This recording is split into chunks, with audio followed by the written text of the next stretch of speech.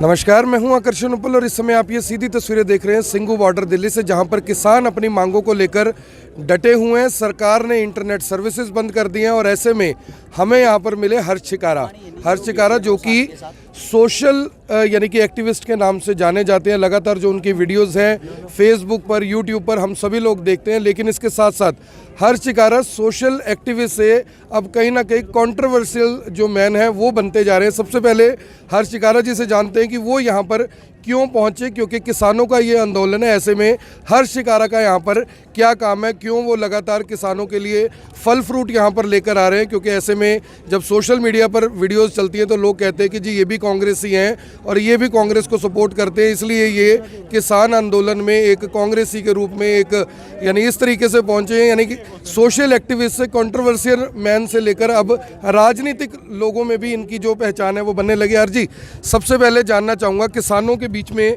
आप पहुंचे, क्या कुछ मुद्दे हैं? कल से मैं आपको देख रहा हूं गाड़ी पर बैठे हुए हैं, चोट कैसे लगी ये भी बताएं और यहाँ कैसे पहुंचे ये भी बताएं। पहले ये बताएं कौन से सवाल का जवाब दिया जाए, जिसका आपका मन करे। देखिए, चोट तो कल बैरिकेटर तोड़ते टाइम लग गई थी। और जो आप बोल रहे थे कांग्रेस वाली बात कर रहे थे, हमें किसी कांग्रेस से या किसी व्यक्ति विशेष से या किसी अभिनेता से कोई लेना देना नहीं है। आप पूछ रहे हो भाई आप किसानों के बीच किस लिए आए। मैं एक किसान का बेटा हूँ, मेरे जो दादा हैं उन्होंने खेती की है, वो एक अलग बात है। ज़मीन काफ़ी कम थी, हाल फिलहाल हमारे पास कोई ज़मीन नहीं है, यानी कि जो मैं हूँ मेरे पास तो 1 भी इंच ज़मीन नहीं है। लेकिन ये जो आपके पीछे ना मेरे काका ताया, मेरे भाई बुजुर्ग जितने भी खड़े हैं, ये खेती करते हैं, खून पसीना एक करके दिन रात मेहनत करके अन्न पैदा करते हैं और उसी अन्न को हम खाते हैं, हमारी प्लेटों तक वो पहुँचता है। तो हमारा फ़र्ज़ बनता है, हमारा हक बनता है उस अन्न के निवाले का हम यहाँ हक जताने के लिए आए हैं। मतलब कि जो हमारी एक जिम्मेदारी बनती वो निभाने के लिए हम यहाँ आए हैं। हर्ष जी, कल तक इंटरनेट चल रहा था, सोशल मीडिया के जो पत्रकार साथी थे वो सारी चीज़ें दिखा रहे थे, पूरा हरियाणा, पूरा पंजाब, पूरा देश जान पा रहा था यहाँ पर क्या हो रहा है। आज इंटरनेट को इस तरह से बना दिया गया कि कोई भी लाइव कवरेज नहीं चल सकती। किस तरह से दिखते हैं इसे? पाजी, हमारे को ये महसूस हो रहा है, हमारे को ये लगता है 1947 से पहले जो गोरे अंग्रेज थे जो हमारे पे राज करते थे, वही अंग्रेज कहीं दोबारा काले बन के तो नहीं आगे। यही हाल जब था आज़ादी में और अब में फ़र्क क्या है? सिर्फ यही फ़र्क है, उस टाइम पे भी सिर्फ और सिर्फ किसानों का शोषण होता था, आज के टाइम भी सिर्फ और सिर्फ किसानों का शोषण होता है। अगर आप बात करोगे 80% भारत देश के अंदर कृषि खेती करते हैं, किसान है। उन्हीं किसानों पर इतना बड़ा जुर्म हो रहा है। जीडीपी को ऊपर कौन उठाता है? किसान। ये जो सरकार चलती है, सरकारी जितने भी तनख्वाहें जाती हैं उनको कौन देता है? सरकार, किसान। यानी कि किसान एक ऐसा अन्नदाता है जो भारत का नहीं, पूरे विश्व का, इस सृष्टि का, इस पृथ्वी का, जीवों का, जंतुओं का, सबका पेट किसान पालता है। हम सब किसान पर निर्भर है और उसी किसान की रीढ़ की हड्डी को तोड़ा जा रहा है, उसी किसान को ख़त्म किया जा रहा है। इसलिए आज ये लड़ाई लड़ने के लिए सिर पर कफन बांध कर यहाँ हरियाणा और पंजाब, मध्य प्रदेश, पूरा का पूरा भारत उठ के आने लग रहा है। जिस तरह से आप सोशल एक्टिविस्ट थे, मैं भी काफ़ी टाइम से आपकी वीडियोस देखता रहता हूँ, सोशल एक्टिविस्ट से कंट्रोवर्शियल जो बन गए हर्ष चिकारा, इसके पीछे आपको क्या लग रहा है? क्या कुछ लोग हैं इसके पीछे या कुछ काम गलती में जाने अनजाने ऐसे हो गए कि कंट्रोवर्सी के साथ जो रिश्ता है वो बन गया? देखिए पाजी, अगर आप कुछ भी नहीं करोगे तो आपको जानेगा कौन? अगर हमारा कहीं ना कहीं जिक्र हो रहा है या हमारे को कोई अच्छा बताए या बुरा, इसका मतलब हम कुछ ना कुछ तो ज़रूर कर रहे हैं। उससे दूसरी बात क्या है, सोशल मीडिया की अगर हम बात करें, सोशल मीडिया पे सरकार की आईटी सेल इतना मजबूत होती है, जो भी आदमी ऊपर उठता है ना उसको बदनाम कर देती है, उसके पीछे लग जाती है। हाल की बात है, अभी बड़ौदा में उपचुनाव था हमारे यहाँ पे हरियाणा के अंदर, आपको पता भी होगा, यहाँ पे सरकार चुनाव हार गई। सरकार ने चुनाव हारते ही मेरे पर केस लगा दिया। किस चीज़ का केस लगा दिया? मैंने भाजपा अभिनेत्री को बेटा होने की खाली बधाई दी थी, बधाई होने पर मेरे पे केस लगा दिया। 4 दिन के लिए मेरे को अंदर डाल दिया। अंदर डाल के वो फैसिलिटियाँ मेरे को दी हैं, लेटरिन का पानी पीना, लेटरिन का जो पानी होता है ना जो धोने के लिए होता है, उसी को पियो, वहीं खाओ, वहीं रहो। ऐसा बर्ताव कर रखा है जैसे कि हम बहुत ही हाई लेवल के आतंकवादी हैं। अब मैं ये पूछना चाहता हूँ आपके चैनल के माध्यम से, हम किसानों के बेटे हैं, हमारा हक बनता, हम अपनी आवाज़ें उठाएं। मैं आज भी कहता हूँ 100%, जिस दिन ये आंदोलन समाप्त हो जाएगा उस दिन भी आप बायोडाटा निकाल के देख लेना, कितने किसानों पर केस होगा, कितने किसानों के बेटों पर केस होगा। ये सरकारें जब तक अत्याचार करती रहेंगी, जब तक हम सब एक नहीं होंगे। हमारे को बांटने का काम किया जाता है, हमारे बीच में ही सरकार के मुखबर लोग आते हैं, हमारे आंदोलन को तोड़ने की, बदनाम करने की कोशिश करते हैं। हमें वे गुंडे और वे जो वाहियात जलील आदमी होते हैं उनको पकड़ने का काम करना। जैसे कि कल ही कुछ लोगों ने पत्थरबाजी की, पत्थरबाजी किसान ने किसी ने नहीं की, वे सरकार के आदमी होते जो हमारे बीच घुसते हैं और जिसके कारण हमारा आंदोलन खराब हो। वही हाईलाइट पूरा दिन कल से टीवी पे, न्यूज़ पे चली हुई थी कि किसानों ने किया पथराव, लेकिन किसान एक ने भी पथराव नहीं किया। सिर्फ आंदोलन को तोड़ने के लिए, हमारे में आपस में पार्टी बनाने के लिए। अब ये बता रहे कि ये तो खालिस्तानी है, ये तो ऐसे हैं, ये तो वैसे। अरे मेरे भाइयों, दिल्ली है, दिल्ली हमारी तो होगी, किसी पाकिस्तान की राजधानी थोड़ी। हमारा हक बनता हम दिल्ली के अंदर जाएं और 100% हम दिल्ली के अंदर अब चाहें तो अब जा सकते हैं, लेकिन यहाँ बैठे हैं अपनी इच्छा से, अपनी मर्जी से, क्योंकि वहाँ पे संत समागम नाम से कोई जगह है जहाँ पर जाकर हमारे को बैठा देंगे, हमारे को कोई पूछने वाला नहीं होगा। जहाँ हम बैठे हुए शेरशाह सूरी मार्ग NH1 जिसको बोलते हैं, अगर हम इसको बंद 3 दिन तक रखते हैं ना, सरकार की जड़ें हिल जाएंगी, क्योंकि कुछ भी आने जाने वाले साधन, सब चीज़ों पे रोक लग जाएगी। पूरा का पूरा भारत धीरे धीरे जाम हो जाएगा और 100% हमारी जीत यहीं बैठने से होगी। यहीं बैठकर हम अपना कर्तव्य निभा रहे हैं। अर्जुन, यहाँ से पत्थर किसने चलाए मुझे इस बारे में जानकारी नहीं है, क्योंकि मैं उस समय आर्मी की तरफ था, पैरामिलिट्री फोर्सेस की तरफ था। यहाँ से पत्थर किसने चलाए मुझे ये नहीं पता, लेकिन वहाँ से पत्थर मैंने खुद रिकॉर्ड किया कि पुलिस और आर्मी के लोग पत्थर चला रहे थे। किस तरह से देखते हैं इसे? मैं इस बात को इस तरह से देखता हूँ, इस तरफ किसान खड़े हुए हैं, उस तरफ जवान खड़े हुए हैं। जवानों की बेचारों की मजबूरी है, क्योंकि उनका काम है, सरकार जो भी उनको रूपरेखा बताएगी उनको वही करना पड़ेगा। सोचने की बात यह है, वे जितने भी जवान है ना, हर एक किसान का बेटा, किसी नेता का बेटा उस तरफ नहीं खड़ा हुआ वो वर्दी पहरे, और इस तरफ जो खड़े हुए उन्हीं जवानों के काका ताए पिता यहाँ पे खड़े हुए हैं जो किसान है। एक नारा होता था पुराने टाइम में, जय जवान जय किसान। इस नारे को इस सरकार ने, इन जलील आदमियों ने बना दिया, मर किसान मर जवान। हमारे से ही अगर उस तरफ कोई गलती होती, किसी को चोट लगती है, वो हमारे बेटे हमारे भाई हैं, वो चोट भी हमारे को लगेगी। अगर उस तरफ से इस तरफ किसी किसानों को चोट लगती है, वो चोट भी हमारे को लगेगी। सरकार का क्या नुकसान? सरकार तो सिर्फ ऊपर बैठकर अपना खेल, गंदा जो षड्यंत्र होता है वो रच रही है और देख रही है। नुकसान इधर हो या उधर हो, नुकसान किसान के घर में होगा। हर जी, आपने सपना चौधरी की बात की कि मैंने भाजपा अभिनेत्री को बेटा होने की बधाई दे दी। बेटे तो बहुत लोगों के होते हैं, आपको क्या पड़ी थी कि आपने सपना चौधरी को ही बधाई देनी थी और उसके बाद पर्चा भी दर्ज हो गया? देखिए पाजी, हम एक उनके प्रशंसक हैं, हमारा हक बनता है कि हम प्रशंसक हैं, नहीं थे, हमारा हक बनता हम बधाई दे इसके। चलो मैंने तो बधाई दे दी, लेकिन साला ऐसा काला कानून कौन सा आ गया भारत के अंदर, बधाई देने पे 4 दिन जेल में रखा, और वो भी ऐसी सिक्योरिटी में 50 पुलिस वाले मेरे को छोड़ने जा रहे हैं, 10 आगे पीछे PCR चल रही है। ऐसा काम कर रहे हैं जैसे वो ये नहीं था अब्दुल करीम टुंडा आतंकवादी, उसकी तरीक है। ऐसे अंदर लेके जा रहे हैं, ऐसी जगह डाल दिया काल कोठरी में, 4 दिन तक सूरज ही नहीं दिखने दिया। कहीं ना कहीं VIP होने का एहसास हुआ फिर कुछ दिन के लिए ही सही। हाँ, ये तो लगा पाजी, ताकत तो हो रखी है, ताकत हो रखी, बिल्कुल हो रखी है। अब एक बात मैं और पूछना चाहता हूँ कि जो ये तमाम किसान अब सारे बॉर्डर तोड़कर यहाँ तक तो पहुँच गए हैं, हरियाणा सरकार को क्या पड़ी थी इनके ऊपर? यानी कि आंसू गैस के गोले छुड़वा दिए, वाटर कैनन करवा दिए, हमने शाहबाद भी कवरेज की, करनाल भी कवरेज की, गन्नौर के आसपास भी कवरेज की, वहाँ पर भी इस तरीके से हुआ। ये जो लोग यहाँ पर आए हैं, ये कोई पाकिस्तान से तो आए नहीं, हिंदुस्तान के लोग हैं। जब झंडा फहराते हैं प्रधानमंत्री, तब तो कहते हैं 1 करोड़, यानी मेरे 130 करोड़ देशवासियों, तो क्या 130 करोड़ में ये देशवासी नहीं है? पाजी पता क्या है, 1991-92 के अंतर्गत चंद्रशेखर नाम से कुछ टाइम के लिए हमारा एक प्राइम मिनिस्टर रहा था, प्रधानमंत्री साहब। आप जैसे पत्रकार ने उनसे सवाल किया कि अब तो आप बन गए हो, प्रधानमंत्री हो, किसानों का क्या भला करोगे? उसका जवाब था, केड़े किसान, कौन से किसान, किसानों का तो कोई भी भला नहीं करना। तो उससे पूछता पत्रकार, ये क्या बात कह रहे हो आप बनने के बाद ये कौन सी बात बोल रहे हो? चंद्रशेखर साहब का कहना था, देखो जी, कुछ आदमी पर्दे के पीछे बोलते हैं ये बात, मैं पर्दे के आगे बोल रहा हूँ, फर्क सिर्फ इतना है, अगर किसान अमीर हो गया तो हमारे झंडे कौन उठाएगा?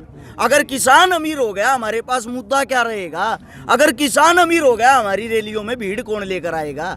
इनको हम याद आते हैं सिर्फ और सिर्फ वोट डालने के लिए। 4.5 साल तक ये फुटबॉल बनाकर हमारे साथ खेलते हैं, लात मारते हैं, कभी इस पाले में कभी उस पाले में। जब लास्ट का जो समय होता है 2 से 3 महीने चुनाव से पहले, तब ये हमारे सामने आके हाथ जोड़ते हैं। ये कमियां सरकार की नहीं, ये कमियां हमारी है। इतना बड़ा फेंकू और झूठा इंसान जिसको हमने प्रधानमंत्री बना दिया, उनकी IT सेल ने उसको प्रधानमंत्री बना दिया। प्रधानमंत्री साहब की खुद की बातें उठाकर देखना, 1958 की बात खुद बताते हैं वो कि 1958 में मित्रों मैं 2 रुपए की चाय बेचता था। झूठ देखना कितनी बड़ी बोल रहा। हमारे बुजुर्ग हैं यहाँ पे, पूछ के देख लो। 1958 में देसी घी 1-2 रुपए किलो था क्या? एक किलो देसी घी से महंगी चाय थी इनकी। ये सिर्फ झूठ बोलता आया है, झूठ बोलता रहेगा। रेल बेच दी इन्होंने, जहाज बेच दिए इन्होंने, बैंक बेच दिए, लोगों की नौकरियां खा गया। 15-15 लाख रुपए तो आप लोगों के खाते में आ ही गए होंगे। अब नया प्लान भी लेके आएगा मित्रों, घर बैठ के अमीर होना है, घर ही बेच दो, देखना जल्दी आने वाला। हमारी माँ बहन एक करके रख दी। सीधी बात ये है, केस 1 लगो चाहे केस 100 लगो, इस दुर्गति से अच्छा है अंदर जेल की फ्री की रोटियां तो मिलेंगी खाने को। अंदर जेल की रोटियां तो मिलती हैं समय पे। पानी आपको पसंद नहीं आया, आप जहाँ भी इंटरव्यू देते हो पानी का जिक्र जरूर करते हो। पाजी एक बात बताओ, एक 8x8 का छोटा कमरा, उसी के अंदर लैटरिन, उसी में बैठ के खाना खाना, और ये बोल दिया इसी नल से पानी पीना। अब पता भगवान ने 2 हाथ दिए हैं। आपा कोई भी अगर सही काम करेंगे ना, वो राइट हैंड से करेंगे। इस हाथ को हमेशा शुद्ध माना जाता है। लेफ्ट हैंड बोलते हैं पिछवाड़ा धोने के लिए होता है, पिछवाड़ा धोने के लिए होता है। जो पानी हो पिछवाड़ा धोने के लिए, अब उसको इंसान कैसे पिएगा? इससे अच्छा तो भूखा ही रह लेगा, प्यासा ही रह लेगा। वो ज़्यादा बात आपकी ठीक है। और जैसे हर एक व्यक्ति के कुछ प्रशंसक होते हैं, आपने कहा कि जब तक काम नहीं करेंगे सवाल कहाँ उठेंगे, तो जो लोग सवाल उठाते हैं वो कहते हैं कि हर शिकारा लोगों की वीडियो बनाते हैं, पैसे इकट्ठे करते हैं, अपना सिस्टम भी वहीं से चला रहे हैं। क्या जवाब देना चाहेंगे? तो आकर्षण जी, इसका जवाब मैं दूंगा। अर्श मेरा भाई है। ऐसा है, जब हम कमाते हैं तो हमें हमारे घर कोई देने नहीं आता। हम कमा रहे हैं, हमारी मर्जी, हम किसको देंगे? हमारा भाई है, हम देते हैं भाई, हम देंगे। जिसको दर्द होता रहे। आप क्या जवाब देंगे? मैं बताता हूँ पाजी, पता क्या है, सवाल ठीक है, बुरा तो नहीं है। कमाल करते हो, कुछ भी पूछो। अपन कोई लिख के थोड़ी ये देना आपको, ये सवाल पूछना, जो मर्जी पूछो, अच्छा बुरा। बात ये आती है, मेरी टीम है, मैंने मेहनत करी है, मेरे पे विश्वास होगा तभी बनी होगी। 10.25 लाख आदमी मेरे से जुड़े हुए, मेरे को फॉलो करते हैं, वो मेरे कामों से ही तो करते होंगे। तो अब क्या है, मेरा भाईचारा मेरे को देने वाला है, मैं उसको खाऊं या लगाऊं, भाईचारा दे रहा, मैं ले रहा हूं, तो ये वही आता आदमियों को किस चीज़ की वो हो रही है। अब क्या है, 10 करोड़ 20 लाख रुपए की नगद मदद हम कर चुके हैं। लॉकडाउन में 66 लड़कियों की शादी करवा चुके हैं। अब कल यहाँ सुबह 1 गाड़ी फड़की बाटी, अब शाम को 1 गाड़ी फड़की बाटी, आज दोपहर को फिर बाटी, शाम को फिर बांटेंगे, कल फिर बांटेंगे। ये काम हमारा भाईचारा करवा रहा है। एक महाकाल ग्रुप अपना ऑस्ट्रेलिया अमेरिका से, अभी मेरा फोन यही होगा, 1,51,000 रुपये भेजे उन्होंने, सिर्फ इसलिए कि भाई इनका आप लोगों ने फल बांटना है। और उन्होंने ये बोला जब तक किसान आंदोलन चलेगा 1,51,000 तो कुछ भी नहीं है, 51 लाख रुपए भी हम तैयार हैं। बस किसान ऐसे ही आगे बढ़ते रहें, अपनी लड़ाई जारी रखें। अब बात यह आती है, मैं इनका खाकर कहाँ जाऊँगा? गरीब आदमी कोई भी है, किसी की मदद कर दी। पाजी है, पाजी की ये मान लो घर में कोई परेशानी है, मैंने इनको 30,000 50,000 लाख रुपया नगद दे दिया इनकी परेशानी खत्म करने के लिए। इनको इस चीज़ से क्या लेना देना, वो पैसा कहाँ से आया? इनको अगर किसी चीज़ से लेना देना ना, इनका टाइम पर जो काम आएगा इनके लिए वही अच्छा है। तो मेरी टांग खींचने से अच्छा है आप भी ऐसा अपना संगठन, ऐसा सर्कल बनाओ, आप भी इतनी हिम्मत रखो। इस फेस को देखकर जब 10.25 करोड़ रुपए लोग दे रहे हैं, कोई तो बात होगी, उनको कुछ तो विश्वास होगा, अपने आप को तैयार करें, तो वो भी अपने चेहरे को ऐसा ही बनाए। गारंटी देता हूँ, एक जना भी 5,000 रुपये भी इकट्ठे कर दे, उनमें से जो उंगलियां उठाने वाले नहीं होंगे पाजी। विश्वास बनाना पड़ता, लोगों के बीच काम करना पड़ता, खाली बोलने और भोंकने से कुछ भी नहीं होता। सवाल वो उठाते हैं जिनके पास सवाल ही उठाने के लिए होते हैं। और हर सवाल मैं हर किसान से पूछता हूँ। आपने कहा कि मेरे दादाजी भी खेती किया करते थे। इस देश में नेता का बेटा नेता बनना चाहता है, अफसर का बेटा अफसर बनना चाहता है, डॉक्टर का बेटा डॉक्टर बनना चाहता है, बिजनेसमैन का बेटा बिजनेसमैन बनना चाहता है, लेकिन ये तमाम जो किसान यहाँ पर खड़े हैं, इनका बेटा किसान क्यों नहीं बनना चाहता? किस तरह से दिखते? पाजी पता है क्या है, एक समय था, अगर मैं बताऊंगा तो मेरे को बताते हुए शर्म आती है। जब हम जिस टाइम पे गुलाम थे ना, आप इस रोड पे खड़े हो, जिस रोड ने बहुत सारी कुर्बानियाँ दी हैं, बहुत सारा खून बहाया है। क्या होता है, दिल्ली अंग्रेज रहते थे, दिल्ली से पानीपत जाते थे, गुलामी के टाइम की बात कर रहा हूँ मैं। अगर एक किसान, किसी गांव का बेटा, कोई भी किसान ये आवाज़ उठा देता था ना कि हम अंग्रेजों को कर नहीं देंगे, उसी गांव में अंग्रेजों की टोलियां आकर हमारी माताओं, हमारी बहनों के साथ इतना बुरा काम करती थी, इतनी दरिंदगी करती थी लोगों को दिखाकर, ताकि आज एक किसान ने आवाज़ उठाई है, कल और किसान कान ना मारे और किसान आवाज़ ना उठाए, उनके अंदर एक डर पैदा हो, वो खौफ पैदा हो। वो खौफ पैदा करने के लिए हमारी बहन बेटियों के साथ, हमारे परिवार के साथ दरिंदगी करी जाती थी और लास्ट में उसको मार दिया जाता था। वही हाल आज हो रखा है। हमारे को डराने के लिए, हमारे को दबाने के लिए बैरिकेड, ये आंसू गैस के गोले, कैनन वाटर, ये सब चीज़ें इस्तेमाल कर रहे हैं। लेकिन जब भगत सिंह, सरदार जी जैसे नौजवान सामने आए ना, उन्होंने अपनी कुर्बानियाँ दी, उन्हीं कुर्बानियों की वजह से आज हम जीवित हैं, आज हम आज़ाद हैं। सेम ऐसे ही ये जितना ये हमारा किसान परिवार खड़ा है ना, इनके जोश से, इनके जज्बे से दोबारा से हम फिर आज़ाद होंगे। किसान आज़ाद ना पहले था ना आज है, लेकिन किसान को आज़ादी अब की बार दिल्ली जाते ही मिलेगी। आने वाले समय में कोई हर्ष शिकारा का ये भी प्लान है कि चुनाव वगैरह लड़ेंगे, क्योंकि जिस हिसाब से पॉपुलैरिटी होती है उस हिसाब से आदमी सोचता है कि जब लोकप्रियता बढ़ रही है तो उस लोकप्रियता को भुनाया भी जाए। पाजी 2012 से समाज सेवा कर रहे हैं। ये 18-19 में चुनाव आया था, तब भी यही बोल रहे थे चुनाव लड़ेगा, इस मारे पाखंड कर रहा, चला गया। फिर दोबारा से अब भी चुनाव मेरे ही हल्के में था, हमारे ही हल्के में था, बड़ौदा में। अब दोबारा से फिर आया, फिर चला गया। राजनीति से हमें कोई लेना देना नहीं है। ये बताओ, कांग्रेस, बीजेपी, जेजेपी, हमारे यहाँ तो यही पार्टियाँ एक्टिव हैं, किसी पार्टी से हमारे कोई ताल्लुकात नहीं। कम से कम औरों की तरह पानी लेकर, और उनको, हम भी उनके दफ्तर में, ऑफिस में किसी के साथ तो बैठे, पक्ष के विपक्ष के, किसी से तो बात करें, किसी से तो नज़दीकियाँ बनाए। ऐसा है, लोगों का प्यार मिल रहा है, मदद हो रही है। अगर कोई नेता मंत्री भी बन गए तब भी यही मदद करनी जो अब कर रहे हैं। अब जब बिना बने ही हम पावर में हैं, पावर की ज़रूरत ही क्या है, काम तो हो जाते हैं। बिल्कुल। आखिरी सवाल है, क्योंकि काफ़ी ज़्यादा चर्चा बढ़ गई। जो किसान है, हरियाणा का किसान है, वो कहता है कि दुष्यंत चौटाला खुद को देवीलाल का खून बताते हैं, वो इस्तीफा नहीं दे रहे, उनको गद्दी से प्यार है, बीजेपी की गोदी में जाकर बैठ गए हैं। हर्ष शिकारा, क्योंकि आप भी युवा हैं, दुष्यंत चौटाला भी युवा हैं, और तमाम जो लोग ये सवाल उठा रहे हैं वो भी युवा हैं, किस तरह से जवाब देना चाहेंगे, क्या पूछना चाहेंगे अगर दुष्यंत चौटाला से एक सवाल पूछना हो? नेताजी को 20 साल से विपक्ष में बैठे हुए हो गए, हमारे डिप्टी सीएम साहब को अपनी जेब ठूस ठूस के भर रहा है, वो भरने का काम कर रहा है। जिस दिन उसे छक जाएगा ना, बता दूंगा, उसी दिन किसान बन जाएगा। उसी दिन रोड पर आकर और ये कहेगा मैं भी किसान हूँ, किसानों के साथ हूँ। ये राजनीति के दाव पेच हैं। जब जब चुनाव आता है तब तब इनको किसान याद आता है। मैं आज एक बात कहता हूँ, डिप्टी साहब को नहीं, हमारे किसानों को ये वक्त याद रखना।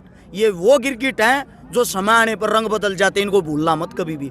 जो लोग आप पर लाठियाँ चलवा रहे हैं, जो लोग आप पर ये आंसू गैस के गोले दाग रहे हैं, जो लोग आपको पीट रहे हैं, मार रहे हैं, ऐसी नौबत आ रखी, पूरे देश का किसान रोडों पर बैठा है। ऐसे दरिंदों को, ऐसे तानाशाही लोगों को जिंदगी में कभी भी मत भूलना। जो खट्टर साहब ने करनाल में यानी कि बैरिकेडिंग करवा दी थी, पत्थर लगवा दिए थे, ट्रक बीच में लगवा दिए थे, किसान फिर भी पार करके, क्या सोचते हैं भी राजनीति के वो खुद को खिलाड़ी कहते हैं, आप मानते हैं वो खिलाड़ी है? पता है क्या भाजी, वो बेचारे, मैं तो बेचारा ही कहूँगा, क्योंकि अगर मैं एक वेला आदमी हूँ, मैं एक बाबा जी हूँ प्रसादा खाने वाला, और मेरे को राजा बना दोगे, मेरे को क्या पता लगेगा क्या करना है क्या नहीं। उनके तो कंधे पे रखी हुई है सेंटर से, वो तो सिर्फ चला रहे हैं। उसको ये बोल दिया ना पाजी 20 डंग चलना है आपको, वो 20 ही चलेंगे, 21 नहीं, क्योंकि उनके ऊपर से सैलरी कट जाएगी। वो तो खाली एक नुमाइंदा है सरकार का, उनको ना ही तो कुछ पता, खेती के बारे में ही नहीं पता। आज तक यही नहीं पता खेती का डोल क्या होता है, किसान कितना परेशान होता है, जीरी क्या होती है, उनको जीरी का ही नहीं पता, किसी चीज़ का पता ही नहीं। 2014 में भाजपा सरकार के बड़े बड़े नेता हमने देखा है, उस टाइम पे 4200 रुपये क्विंटल जीरी का भाव था, कुर्ते निकाल के प्रदर्शन कर रहे थे और ये आवाजें लगा रहे थे, उड्डा तेरे राज में जीरी गई जहाज में। अब क्या है, अब वही जीरी 1500-1600 रुपये में पिट रही है, जिनमें इनकी सरकार बने कम से भी कम 7-8 साल हो गए। उड्डा के राज में तो जीरी जहाज में चली गई थी, अब वो जीरी कहाँ है, कोई जवाब देने वाला है? अरे 4200 रेट उस टाइम पे था, कम से कम 5000 कर देते। आप लोग तब तो कुर्ते निकाल के प्रदर्शन कर रहे थे, अब वो प्रदर्शन कहाँ गया? इस समय में सेंटर आपका है, यहाँ आपकी सरकार है, ऊपर से नीचे तक आपकी चलती है। अब किसान याद नहीं आ रहे क्या सीएम साहब?